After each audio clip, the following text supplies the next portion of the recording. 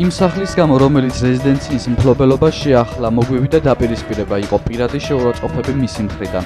ამის შესახებ ყოფილმა დეპუტატმა ვალერი გელაშვილმა 2003-2012 წლებში მოქმედი რეჟიმისა და რეჟიმის პოლიტიკური თანამდებობების პირების საქმიანობის შემსწავლელი საგამოძიებო კომისიის ხდომის დაწყებამდე განაცხადა. ვალერი გელაშვილის ცემის საქმეზე საქალაქო სასამართლომ 2016 წელს დამნაშავედ ცნო ყოფილი მაღალჩინოსნები ვანო მერაბიშვილი, ერეკლე კოდუა და გია სირაძე. ასევე 2018 წელს გელაშვილის ცემის საქმეზე მიხეილ სააკაშვილს 6 წლიანი პატიმრობა მიესაჯა.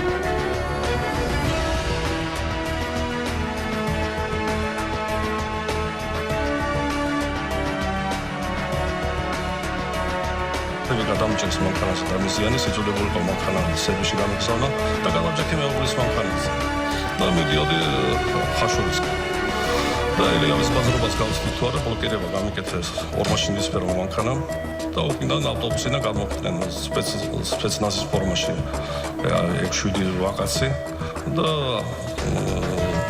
ავტომატის ჯერი დაცალეს შოკირება მოახდინეს ტერიტორიის უკნიდან შუშა გვერდიდან შუშები ჩამემტრიეს დაცვა გადავიდა ხელი აწია მეც გადმომეთვით იარაღი ქონდა მაგრამ ხელი არ მოკიდა იარაღს იმიტომ ჩამცხელავდნენ გადმოვედი ხელი აწია გამოვედი და მოთხარეთ მაშინ მასკები აკეთად ბიჭებს და ესეთ ამის შემდეგ პრეზიდენტზე ვერაფერს ვერ ილაპარაკებდა და ეგრევე კონტაქტი მომარტა სახეში და მსხრევის ის მიგზა სახეს და დავარდის ძილს მივხვდი რომ ბოლომდე მივიყვანე საქმეს და ერთ-ერთი ყოფილი სპორტსმენი ვარ და ბლოკირება გავიკეთე სახის და გორთივი გავხდი რომ ეს დარტყმები ამეცილება.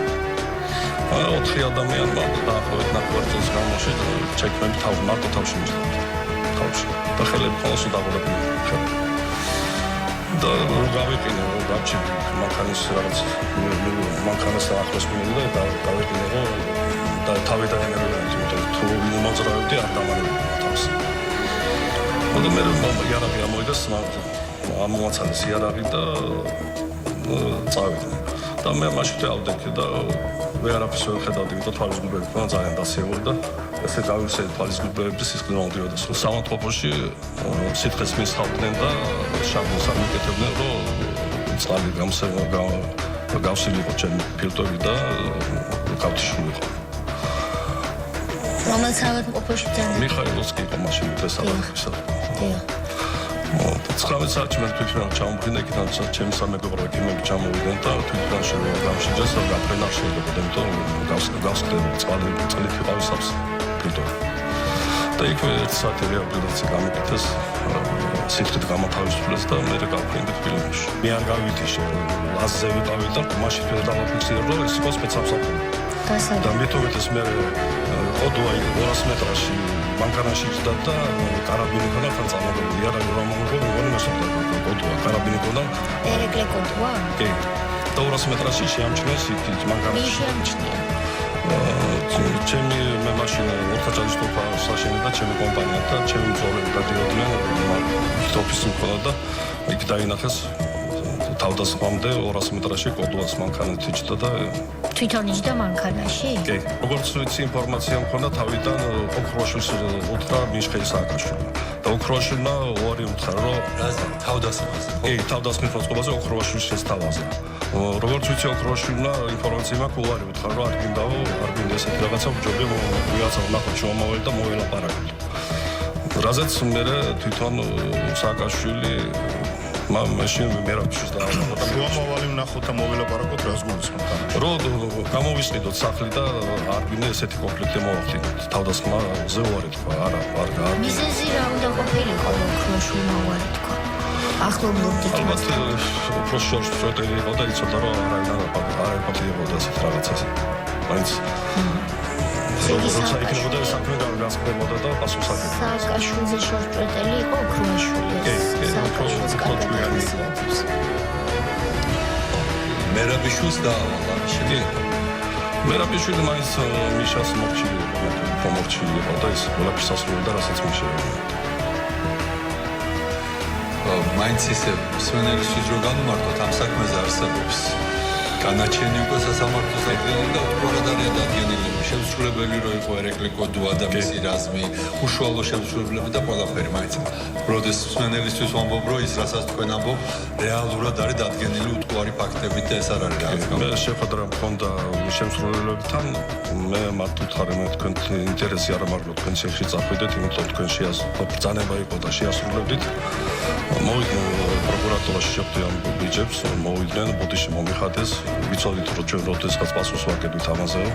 და მე მათ ვაპატიე, იმიტომ ისინი არაფერ შუაში იყვნენ, ისინი იყვნენ პროსო ბრძანების შემსრულებლები. და ვინ დაგვავალაო საზოგადოებისთვის რო გამარტოთ? კოდუამ დაიბარა კაბინეტში და კოდუამ მისცა კიდე 500 ჩემი ფული, რაც ჩემი ფული ამოვიდა $10,000 სუმიდან, ხო იქიდან მისცა $500 ვიჭერს დაუბრუნდა.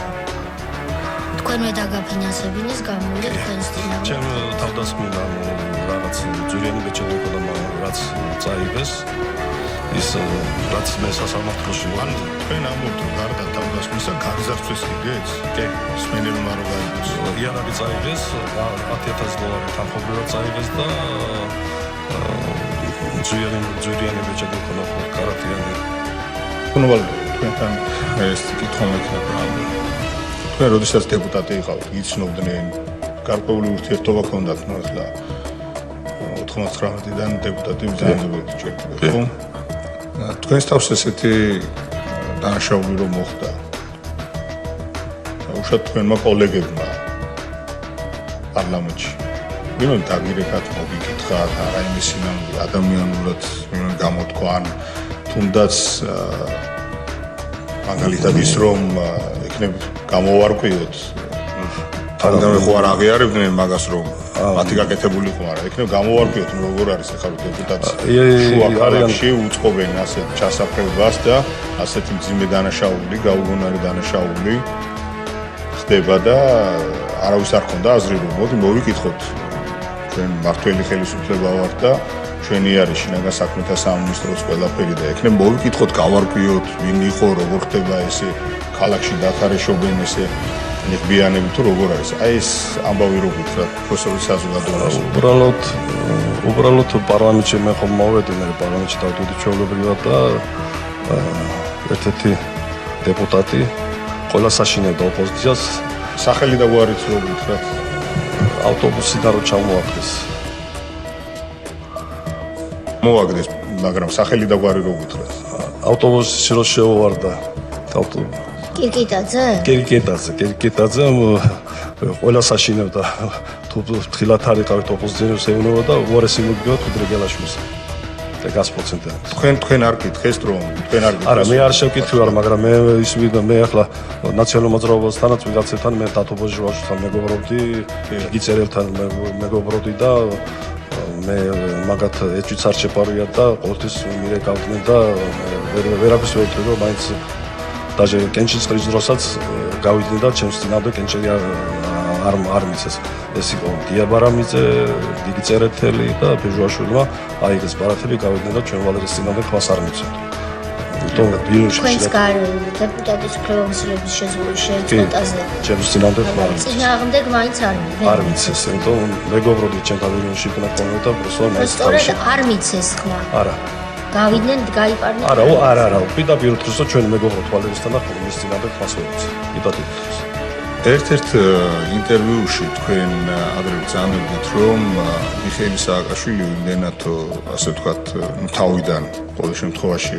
ანუ ეს ალბათ ამ როდესაც თქვენ შორის შეთანხმება იყო შემდგარი სანამ გავიდოდნენ ამ შეთანხმებიდან და რაღაცა რომ თქვენ ბრძანებდით რომ ჩემთან ვაქო ვილნიუსში თუ არ ვცდები ვილნიუსთან ჰქონდათ ჩართვა ერთ-ერთი სატელევიზიო ეთერში და იქ ბრძანებდით რომ ვილნიუსშიც კი ჩამოდიოდნენ და უკვე როგორც პრეზიდენტი ასე შემდეგ და ჩემთან სახლში მასპინძლობდნენ და გასაღებიც ჰქონდაო რომ შემოსულიყვნენ აი პრეზიდენტი როდესაც არის ადამიანი და ასე ვთქვათ თავისუფლებას აძლევს ხო პროტოკოლით არის როგორ სად უნდა დარჩეს როგორ უნდა იყოს და ესე ანუ გასაგებია რომ ყველაფერი უკაცრავად და ფეხებზე ეკიდათ მაგრამ შეეძლოთ რომ აი თქვენ ადასტურებთ დღეს რომ ესე დაუშვათ საზღვარგარეთ, მაგალითად თქვენთან, თქვენს ბინაში ესე მოდიოდნენ. არა, საზღვარგარეთ ხოლო და მე სასტუმრო მქონდა ძველ ქალაქში და სადაც იქ მოდიოდნენ და პოლიციის ვიგადისტობად და თავშეულ ჯერლოთ ყველაფერი. მე ვაძლევთ სახში არა, სასტუმრო მქონდა ძველ ქალაქში და იქ ვაძლევთ უფლებას ყველა ჩამოდიოდნენ დელეგაციები და პოლიციის თეატრს მადლობა. ბატონი ირაკლი, ბატონი ილია. უბრალოდ კითხვა არა მაქვს ერთი შტრიხი მინდა ამ საქმეში. ერთი არის, როდესაც ადამიანი ყვება და შეიძლება მსმენელი, მაყურებელი, წარმოუდგენია, რომ თავს დაესხნენ, ურტყავდნენ სახის და თავის არეში, მაგრამ უმძიმესი კადრი იყო, როდესაც უკვე ეს ანგარიშწორების შემდეგ კადრი გამოჩნდა ტელევიზიით, თუ როგორ იყო ბატონი ვალერი დაზიანებული. ანუ ადამიანს სახე როგორც ესეთი წაშლილი ქონდა ცებისაგან. და როცა რამოდენიმეჯერ ახსენა, რომ სხვადასხვა ტიპის მუქარა იყო ხოლმე ზოგადად საზოგადოების თუ დეპუტატების მიმართ მიმართული, რომ შეიძლება უარესის დაგემართოთ. ეს კადრი, რომელიც მაშინ ფაქტობრივად საქართველოს მოსახლეობისათვის ესეთი კადრი რაღაცა ბოევიკში თუ ნახავდი.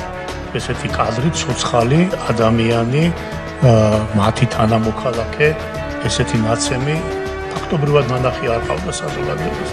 ამიტომ ეს იყო ერთგვარი შოკი მართლა საზოგადოებაზე, აი რა მოუვა იმას, ვინც ურჩობს ამ ვისაც, ასე ვთქვათ, რაიმე სხვა დამოკიდებულება აქვს სააკაშვილთან ან მის ხელისუფლებასთან.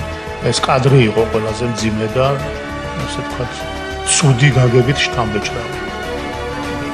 ეს ის ფოტომასალაა და ვიდეო მასალა ბატონი ირაკლის უერთდები ამ პათოსში, რომელიც ძალიან და არა მხოლოდ ამ საქმეზე.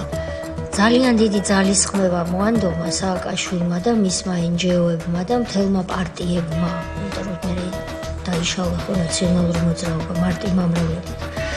და დღემდე ცდილობენ, რომ ეს წაიშალოს. განადგურდეს, დაიკარგოს, წაიშალოს მეხსიერებიდან და ჩვენი კომისიის ვალია, რომ მათ ამის საშუალება არ მისცეს.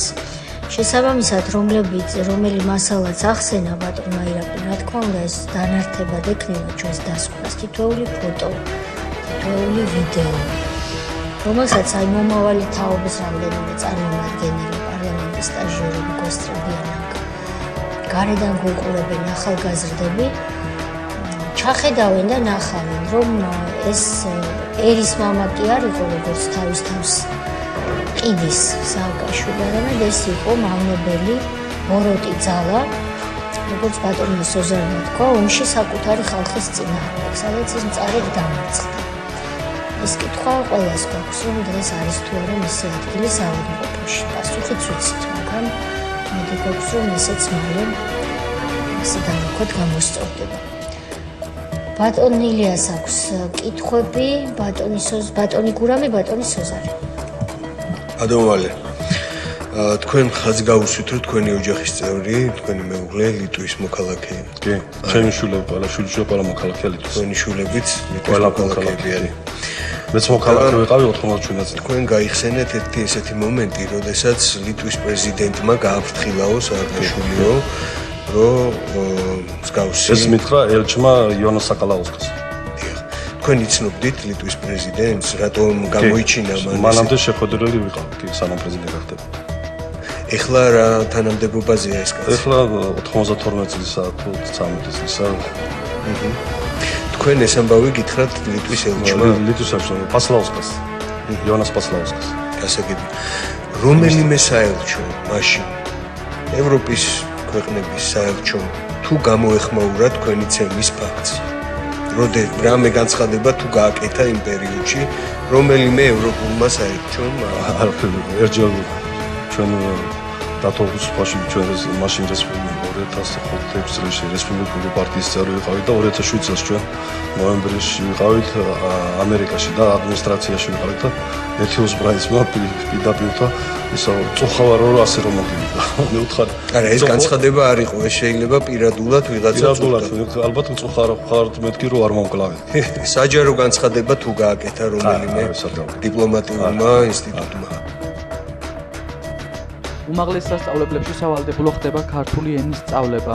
ცვლილებები შედის უმაღლესი განათლების შესახებ კანონში. განათლების მეცნიერებისა და ახალგაზრდობის საქმეთა კომიტეტი პირველი მოსმენით იწყებს მსჯელობას. ქართული ენის სწავლება სავალდებულო უმაღლეს სასწავლებლებში 2005 წლიდან აღარაა. უნივერსიტეტებში მშობლიური ენის სწავლების ვალდებულება მხოლოდ ფილოლოგიის ფაკულტეტზე მოქმედებს. სხვა მიმართულებებზე კი შერჩევითი საგნების ჩამონათვალშია. საკანონმდებლო წინადადება თბილისისა და სახელმწიფო უნივერსიტეტის პროფესორებს ნანა მაჭავარიანსა და გიორგი გოგოლაშვილს ეკუთვნით. ქართული ენის სავალდებულო საქართველოს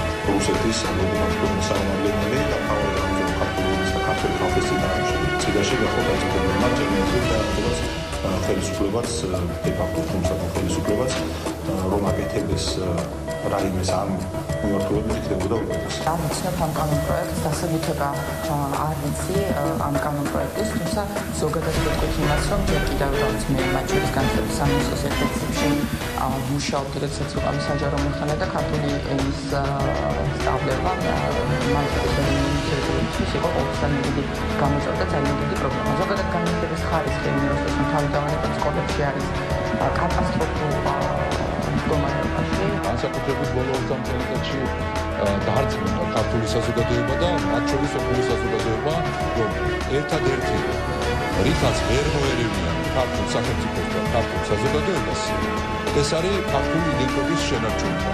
აი, წითელი ხაზები არსებობს და მომავალი თაობები რა თქმა უნდა გაიზარდოს სწორედ ქართულ ენაზე. სამწუხაროდ აღნიშნეთ, რომ აი სწორედ დიდხეეთის ზეწოლით ბოლო დროს წლებში იყო გარკვეული ზეწოლა, ეგრეთ წოდებული ულტრალიბერალური მიდგომების, მათ შორის კანონმდებლობაში და აქედან გამომდინარე იყო, რომ ყველაფერი მიმართული იყო იქითკენ, რომ ეროვნული და ქართული იდენტობა ყოფილიყო დაკნინებული, მაგრამ მადლობარმაც ეხლა ყველაფერი გამოსწორდება. 2005 წელს, როდესაც კახალომაია იყო მაშინდელი განათლებისა და მეცნიერების მინისტრი, ერთ-ერთი მოგიტებით, მოხდა ქართული ენის ამოღება საბაკალავრო სასწავლო პროგრამიდან. ეს არ იყო მხოლოდ ერთადერთი მიზანმიმართული ნაბიჯი ქართული ენის საწინააღმდეგოდ 2004-2007 წლებში პარალელურად მოხდა პრეზიდენტთან არსებული სახელმწიფო ენის კომისიის გაუქმება. პარლამენტში აღარ იყო სახელმწიფო ენის ქვეკომიტეტი, გაუქმდა ენის პალატა. არ იქნა განხილული და მიღებული სახელმწიფო ენის შესახებ კანონი. შესაბამისად, სწორედ ქართული ოცნების ხელისუფლების დროს 2015 წელს მიღებული იქნა სახელმწიფო ენის შესახებ ძალიან მნიშვნელოვანი კანონი, ხოლო 2019 წელს ზოგადი განათლების შესახებ კანონის შეტანის ცვლილებებით იაკობ გოგებაშვილის დედაენა დაუბრუნდა საჯარო სკოლებს სასწავლო პროცესს. ახლა ჩვენ ამ უსამართლობის გამოსწორების კიდევ ერთ მნიშვნელოვან ნაბიჯს გვაქვს პარლამენტი, როდესაც ვიწყებთ განხილვას და დარწმუნებული ვართ, რომ საგაზაფხულო სესიის ბოლომდე მიღებული იქნება ცვლილებები უმაღლესი განათლების შესახებ კანონში, რაც შესაძლებელს გახდის, რომ საბაკალავრო დონეზე ყველა უმაღლეს სასწავლებელში ქართულენოვან სექტორზე აღდგენილ იქნეს ქართული ენის სავალდებულოდ სწავლება. ატიმარი იოსებ გორგაძე, რომელიც მიმდინარე წლის იანვარში გლდანის მერვე დაწესებულებიდან კლინიკა ვივამეთში გადაიყვანეს, გარდაიცვალა. იოსებ გორგაძის სამედიცინო ცნობაში გლდანის მერვე დაწესებულების თანამშრომლები წერენ, რომ პატიმარს ტვინის ინსულტი ჰქონდა. ამავე დოკუმენტში წერია, რომ მაშინ, როდესაც პენიტენციური დაწესებულების წარმომადგენლებმა გორგაძე ნახეს, ის საკანში იატაკზე უბუნოდ იწვა და ამბობდა მხოლოდ ერთ სიტყვას არა. სწორედ ამის შემდგომ გადაიყვანეს გორგაძე ჯერ ციხის ავადმყოფოში, შემდგომ კი კლინიკა ვივამეთში. მანამდე პენიტენციური დაწესებულების ადმინისტრაცია ამტკიცებდა, რომ დაზიანებები პატიმარმა წაქცევის შედეგად მიიღო, რაც ინტერესების დამცველისთვის კატეგორიულად მიუღებელია. ეს ადამიანი არის სასტიკად ნაცემი, ნაწამები, ეს არის ფაქტი, იმიტომ რომ იმ ვერსიას, რასაც არ ვითარებს გამოძიება, რომ სავარაუდოდ ეს ადამიანი წაიქცა და ერთი წაქცევით მიიღო ეს დაზიანება არის დაუჯერებელი და წარმოუდგენელი, იმიტომ რომ ერთი წაქცევით შეუძლებელია ადამიანმა მიიღოს ის დაზიანებები, რაც ფორმაში არის აღწერილი. ეს არის წარმოუდგენელი და ეს დაადასტურა ექსპერტებმა მათ შორის და ეს დადასტურებული არის სხვა მტკიცებულებებითაც.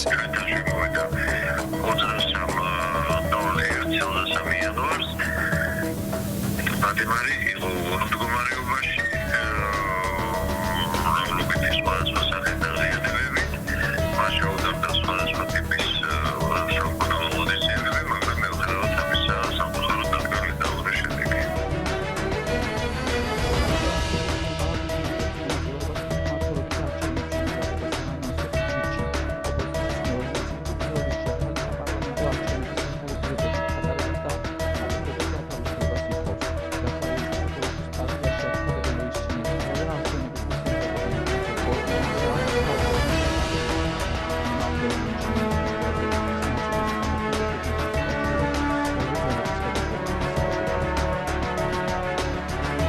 პარტია არის იმისთვის პარტია, რომელიც არჩევნებისთვის მზად იყოს, ჩვენ ვემზადებით როგორც საპარლამენტო არჩევნებისთვის, ისე მუნიციპალური არჩევნებისთვის, იმიტომ რომ დღეს ჯერ ადრეა, გადაჭრით ამის საუბარი. თუ კი მივიღებთ გადაწყვეტილებას, რომ არ მივიღოთ ამ არჩევნებში მონაწილეობა, ამის შეწყვეტილება ჩვენგან გაიგეს. რაც შეეხება დანარჩენ პარტიებს, ხოლმე ცოტა მიგვესხმოდნენ, იმიტომ რომ ერთი მხრივ ესეთ რადიკალურ განცხადებებს აკეთებენ, ხედავთ, ყველას არ ეხება ცხადია ხო?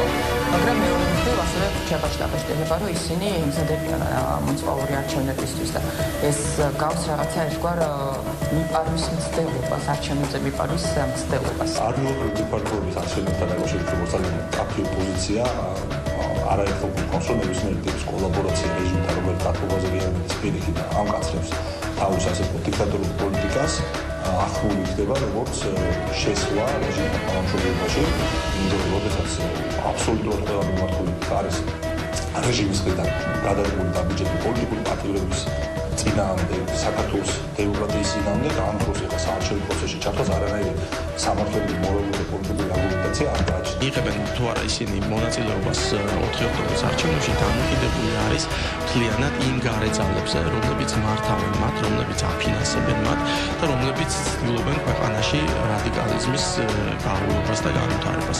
შესაბამისად, სანამ მათგან არ ექნებათ მათ გადაწყვეტილად კონკრეტული პასუხი, გვექნება ეს ქაოტური სიტუაცია, როდესაც ისინი ვერ ყალიბდებიან და ერთმანეთის ურთიერთგამომრიცხავ და საწინააღმდეგო აზრზე საუბრობენ, რომ მიიღებენ თუ არა მონაწილეობას. ეს კიდევ ერთხელ მიუთითებს იმაზე, რომ ეს ოპოზიცია რადიკალების ჯგუფი თავის თავს არ ეკუთვნის, ისინი არიან მთლიანად მართული